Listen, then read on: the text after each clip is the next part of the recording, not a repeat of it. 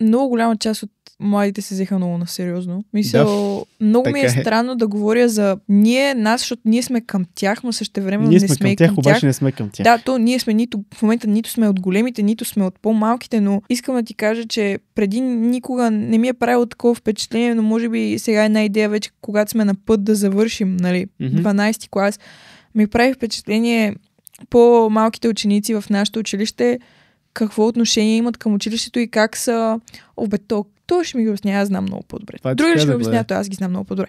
Да, окей, аз съм такава като не учи. В смисъл, сега ти е времето, после никога няма да учиш пак подобен тип неща. Учи ги, събирай знания, повярвай ми, че трябва, но ти не можеш да налееш акъл на тези хора.